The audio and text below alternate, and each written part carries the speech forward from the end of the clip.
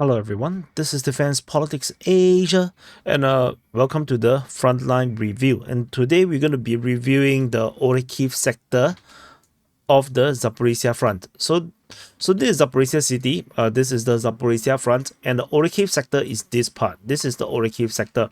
And we're going to review this part today. We're going to look, this is the current situation on the latest mapping at Orikhiv sector. So and this is how it looks like, but in 2 years ago it looks rather different. It looks something like this. The Russian forces actually was maybe around this area here. I say maybe because Zaporizhzhia Front, it wasn't a front, it was a line. There was no active fighting at the Zaporizhzhia region, so it was a Zaporizhzhia line. The front line was very uncertain during those days because there is not much fighting. The Russians aren't pushing in this area here. So this is what we have during the 2 years ago, and on the 23rd of April 2022. So after that, it became like this. This is when this is at 2023 April, so it's 1 year ago. Between 20th to the 23rd. This is just about the Ukrainians going to start their Zaporizhzhia offensive, and so you can see that the front line. So let me disable the latest first. Maybe it's a bit clearer if I do that. So it looks a bit like this. We can mark it. So it looks something like this. So this is where the Ukrainians have the position, with Novoprokopivka actually as a fortified position, and the Russian forces are holding over at Nasteryanka, and they have control over Kopani, ROBOTYNE, and Novoprokopivka.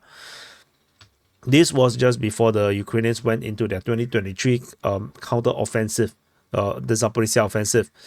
And then what happened next was the Ukrainians attacked. And you can see that the front line changed a lot. We're going to push down a bit. We're going to move the drawings up. So it looks like this. So this is half a year ago. This is October 2023, and this is at a more or less almost the maximum extent of where the Ukrainians managed to go. And you can see that the Ukrainian forces actually managed to take ROBOTYNE. They managed to push down to ROBOTYNE and capture it, and they were putting pressure on Novoprokopivka. And on the other side, they are attacking towards Verbove, and they are putting a lot of pressure, with the Russians trying their best to hold that position over at this area here. The western flank of ROBOTYNE actually held pretty decently. The Ukraine was not able to attack towards Kopani, so the fighting was pretty much towards Novoprokopivka and towards Verbove. This was the main push. And this is basically the maximum extent the Ukrainian counteroffensive managed to go. And we're talking about the distance 10 kilometers deep, and that's about it. That's as far as the famous Ukrainian counteroffensive managed to go over at the Orikhiv sector. A lot of equipment and men was lost in this offensive, and basically it wasted the entire precious brigades that was formed as offensive brigades to recapture most of the Zaporizhzhia region, but it did not even reach their first objective, which was actually Tokmak. Tokmak is a bit just south of this place. So let me Tokmak is actually here. This was the objective.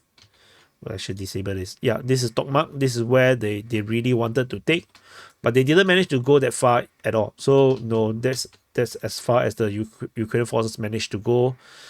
It was a massive disappointment for the Ukrainians, and as well as the Western allies that was trying to help the Ukrainian forces to defeat the Russian forces. So, and then things actually went bad after that. So I need to clear so that you can see that the Russian forces, by 3 months ago, so the previous one was on October. By January, You can see, so let me draw in the October one first. So let's zoom in at this area here. Ukrainian forces, okay, let me disable this first. So this is where the October was. So the Ukrainian forces managed to go to this area here. This is the extent. And however, by January, 3 months later, the Russian forces actually counterattacked and managed to capture a lot of grounds, particularly on the western part of Verbove. So particularly over here, the Russian forces actually have a lot of success and managed to push back quite a bit. And this fighting continues on into February, as the Russian forces continue to gain on the Ukrainian forces and managed to reach this line of defense that the Ukrainian forces captured.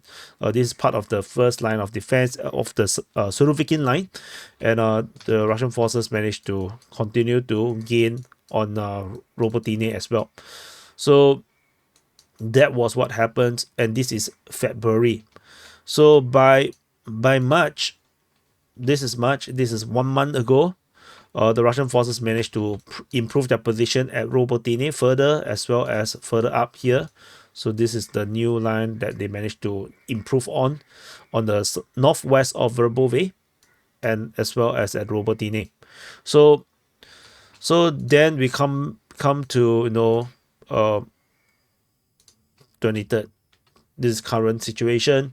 So if I overlap, you can see that there's not much changes from 1 month ago to today. Very almost not much changes. And if you talk about 2 months ago, sorry, that's 1 week ago. So this 1 month ago, you can see that not much changes. 2 months ago, you can actually see a lot more changes, with the Russian forces starting their counter-offensive around 2 months ago, recapturing a lot of grounds around this ROBOTYNE-VERBOVE region. And 3 months ago looks even more. And so this is the furthest extent, and you can see that yeah, how many did I enable? Yeah, 2.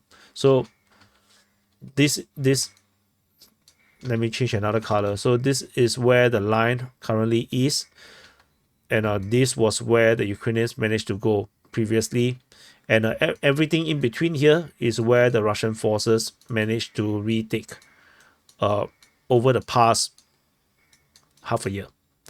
And so yeah, it is very damning if you actually look at it in this way, that the Russian forces managed to recapture this much ground, and it is extremely painful.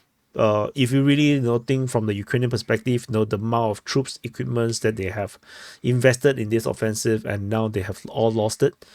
It is quite a huge waste. Like, if you look back, it's like, what the hell? Why even waste that offensive? Because you didn't really achieve anything. So anyway, this is the frontline review of the Orikhiv sector of the Zaporizhzhia Front. Particularly, we are talking about the situation over at ROBOTYNE and Verbove region.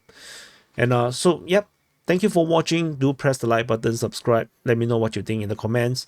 And let me know what is the next frontline you want me to review. And I'll see you guys in the next update.